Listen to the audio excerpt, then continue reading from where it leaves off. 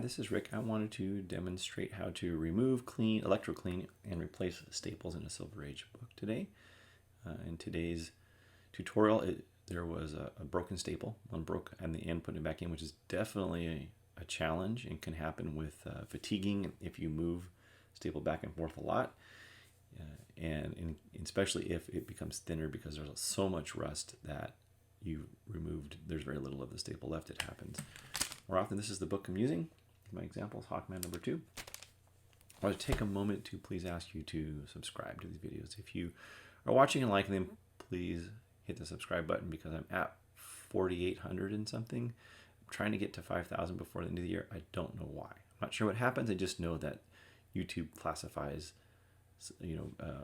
video creators with fewer than 5,000 subscribers, and between 1,000 and 5,000 is one class, and above 5,000 is another class. And I don't know what happens, but I'm dying to find out. I'd like to get there. So I also wanted to take a moment to say thank you to people who send me books in the mail without not even being asked. They just send me nice stuff, and I want to say I really appreciate it and to recognize them. This is a great story here. This is a Amazing Spider-Man 40 early John Romita, back when, or almost the earliest John Romita, back when he was still copying Ditko's work, but still there's a lot of good stuff. I mean, that goblin leaning over like this is just really, it's just ideal work. And as a sequitur, non-different person sent me this one, which is Spider-Man 800, Gwen Stacy cover, John Romita there. And I'd be remiss if I didn't mention one of my proudest possessions, of John Romita signature here, and Ditko signature, which I've shown before,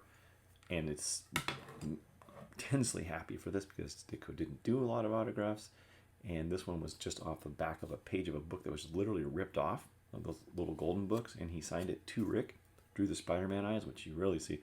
It's not me, I'm not the Rick, it's someone else. I happened to buy this, and then I laser cut this little case for it with like a frosted back. I don't know if you can see that very well. I cut like a frosted back, and I put his name here on the front. So, that's how proud I am of that work. And I got a lot of other books too. People are giving me stuff or sending me things. I wanted to say thank you. I think the video is a good way to do that. Spider-Man 700 with McFarlane cover swipe. Can't love it any more than I do. And a Russian reprint of Amazing Spider-Man 101, which also makes me intensely happy. Super fun to read this. I wish I could translate it and see how awkward the translation is, but I did look at it, and it's pretty fun. I like it a lot. So thanks for that. Also, what did I use in this video? What kind of tools did I use? The tools I used are my capable staple tool, which is this little guy here, and I have this flawless staple remover. It doesn't look like much initially. If you look at this, you'd say, oh, this is just a regular staple tool. Why would I need something like that customized? Well, has been machined to be thinner, has been stamped to be slightly thinner, and then it's been polished to be deburred around the edges. It's been sandblasted, this exact even roughness around the edges, and it has been coated in Xylan. It looks like a Teflon type coating twice. And the reason it's been done that is so you can get under the staples, the flat staples, easier without risk of poking a hole in the paper, or reduced risk of poking a hole in the paper, and also without marring or scratching the surface of the staple. So could not find something like this in the world that I liked, so I made one. And this it has a magnet in the back of it for picking up staples, which is convenient. This is my capable staple tool. This tool is used in the removal and replacement of the staples. This one's blue. I made some in different colors because people suggested that I make them not clear always so that they can see them when they put them on their work surface. And this helps in removing staples, aligning them so that they go back in the book evenly, and it helps you to make a bend in the staple itself that looks more natural and less flat. And you can get both of these on my website. So here we go. Please enjoy the video and let me know what you think. Take care. See you. Bye-bye. Here's a copy of Hawkman number 2. And we're gonna clean these staples inside here. There's this guy on the top which isn't quite as bad. We have this guy on the bottom, which is pretty bad. But we're going to remove them and clean them. See how we do. All right, so we're going to remove these staples, and then we're going to clean them both. So the first thing we're going to do is open the book up here, and I've got my staple tool, and I'm going to lay the staple tool across the this line on the staple tool. I'm going to lay it across the bottom of the staple. It doesn't really matter, just one half of the staple actually. Put this under the top part, peel that up, and it keeps, this prevents there from being the staple from bowing up in the middle on the other side. And then through the hole, there's a hole in the end of the staple here. I'm going to slide that through there, hold this down, and similarly pry it up the other way. And I'm going to do the same thing on the bottom. So we're going to take the bottom staple, and we are going to be careful. This one's very brittle, so we're going to move this guy up. We may have to clean this paper off with some oxalic acid, but we'll do that later. And we will, man, we may have to wash this whole page, get the rust stains out. And there we go. So that's now straight. So we're going to kind of put these on axis. You see how they're kind of tilted a little bit? We're going to put them in the same axis. There we go. And then we just take, I'm going to put my fingers on the inside of the book here. Okay, I'm going to clip this in place so that the book doesn't slide around a lot. So I can keep the holes somewhat lined up. And I'm going to push with 2 fingers from the inside, a little bit on the outside, this under here, and pull it straight out. And it should come straight out. There's one. And then we do the other guy here. And this one's really kind of in a worse way. This guy has some paper on it, so it's a little more difficult. I'm not sure that we're going to get that one back. But you can see that there's some paper sort of, there's the piece of paper up here. And that's, these are our 2 staples. Take a look at those guys. That's what we have to work with. We'll fix it right up though. This is going to be our plating cell, our electrocleaning cell. It's a tall petri dish. And we're going to put some stainless steel wire as a balance for these. We're going to pinch it over the edge. And later I'll probably form a nice little tray that only exposes a portion. We're going to set the staples across there. And this is going to be our anode. And we'll do the cathode manually with our hands, with a piece of nickel shim. And this is our power supply. So I'll show them the power supply one. This is when you use this power supply. You can also use a 6-volt lantern battery if you want, instead of buying an expensive power supply. And we'll show you how you make it. Alright, so we're going to take some Platers tape on this cell. We're just sort of kludging this together each time. I will build a more permanent structure, but this is what we're doing for now. And I'm just going to take some tape here and then just this way, a little bit of an angle, just to insulate some of it, so I don't want to waste all that electricity. And this will be our parts holder on the edge. So now I have a piece of nickel shim that's going to be the cathode. I'm going to cut it about the length of this guy here. And some scissors. Cut some off. And it's going to stick out about yay far. So I'm going to go pretty narrow. There's that. I'm going to largely coat it with this tape so that only just the end of it is sticking out, because I don't want stray current. And I'm going to then pinch this around the edge of this cell here. What do you think, Nolan? Are we doing a good job? Hope so. There we go. That's our cell. So this is the cathode. That's going to be the anode. So this one will be positively charged. This will be negatively charged. And that's going to be our cell. All right. All right, so there's where our staples are going to hang on there. And then we're going to just slide this guy, cathode, down a little closer to the staples themselves. Just like about about, I don't know, about a half an inch or about a centimeter away.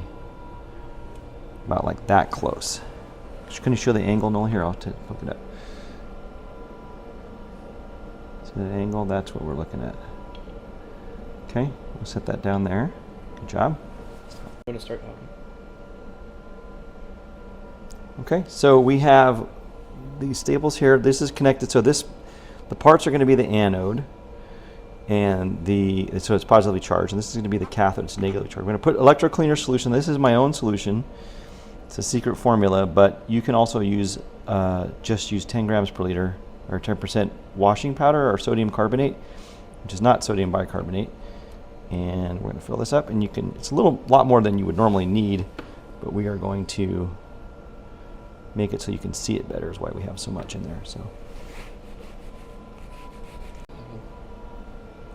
we'll watch the anode here, or the cathode, and we're going to turn on the power. We're going to turn it to about 5.5 volts. In this case 6 volts, which is okay, and 0.6 amps because it's not much current, and you can see the bubbles forming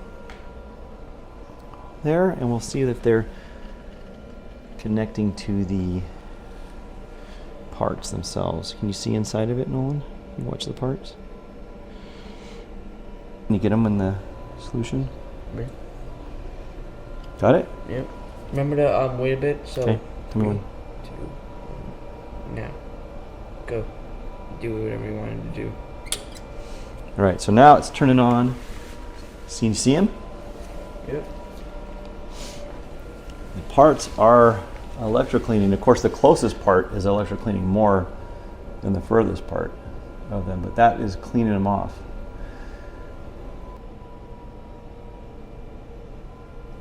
So we can see this a little better. I wouldn't do this normally, I just use my fixture. We're going to stick these parts on here, and we're going to stick them in there like that. So watch the rust coming off the parts. See that, get the close to the,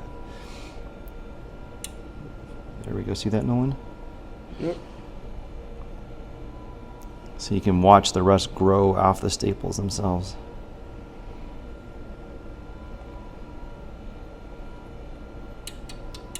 This is only a few seconds, and so we can set this in here, and we're going to try to keep this around 5 or 6 volts. But you can look at the rust. Look at Nolan. Can you see that, son? Yeah. So I'm about 5.5 volts or 600 milliamps right now. And I just want to make sure that it stays down there in that range. And you can see the rust just basically flowing off of the parts. And you can do this manually. It's kind of easier to use the little wire that I set up. But this will work.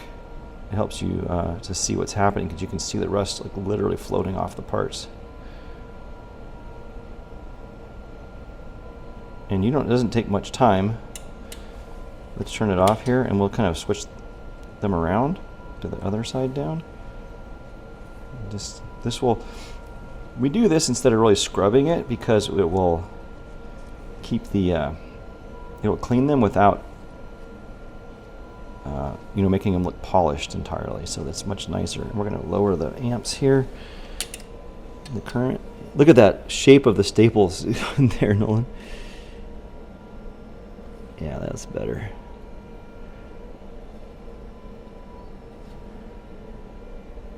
There we go.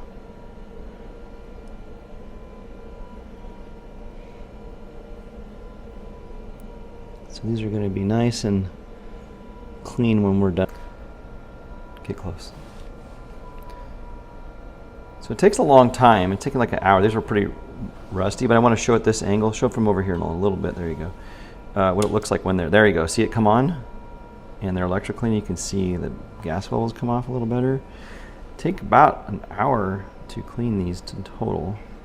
I'll turn it off again, and you can see that it stops. And that's what we're going for. The parts have got a bubble. And we're looking for about 600 milliamps. Come over here, show the screen if they can see it. 600 milliamps is about right, and about 6 volts is what I find works. And then you'll just see it sort of bubble up here. And in a little while, we'll get the parts out. All right, so we're going to stop it here. We're going to see what our parts look like. Check them out. How do they look? Well, they look a little burnt. Probably 600 milliamps. Probably see a little too much. This, but we'll wipe them off and then they'll be clean when they're wiped, and we'll rinse them here. See the metal shining through when we clean it? We get some of this barbecue black stuff off, but see how I wipe it with my fingers and this black comes off of there? And then we will wipe that off, and we will. So all I'm going to do is take these and I'm just going to rub them on a sponge like this to get that black kind of what we call smut off of there. See how they're coming cleaner like that? It just helps to get that black stuff off of them, and that's doing that. Just going to rub them until it comes off here. These aren't going to look perfect, and we don't want them to. We don't want to mechanically, we don't braid them. We don't want them to look perfectly shiny. We just want them to look better and not rusty as they were. And we're just going to kind of grab them and just kind of rub them on a wet sponge to get that. See how it's coming off? That it's hard to see, but the black material's coming off of there, and that's what they'll. So we got the staples done, and they don't look shiny and perfect, which was our goal, right? We didn't want these to look perfectly shiny. We just wanted them to look less rusty than they did previously. And we're going to use our staple tool here to line up the holes to make sure that everything's lined up just right. So what I'm going to do, come in closer if you can see that, Nolan. So I'm going to push these in here, and this kind of forces them to be straight. And where they won't go straight, you can use the, see how they're kind of towed in there a little bit on that, you see that? So we're just going to use the pliers to bend those straight so that they're easier to thread into the book. And I'll show you how to do that in a moment. So that makes it nice and simple for that way. And it's, you know, not, like I said, not a beautiful staple, but better than it was. And that is the bottom one. And here's the top one. It's a little towed in as well. So I'm just going to find the hole, the little dip there, and push that in. And it's a nice, easy fit for this guy. It's a little bit, this one's a little bit towed in. And you can see these lost a lot of material because of the electro cleaning. The material's gone, right? As soon as it's rust, that some of the iron's turned into iron oxide, and it's a goner. But look at this now. It's hard to see, but you can see the. Try to hold your hand as still as possible. There you go. There, you can see that.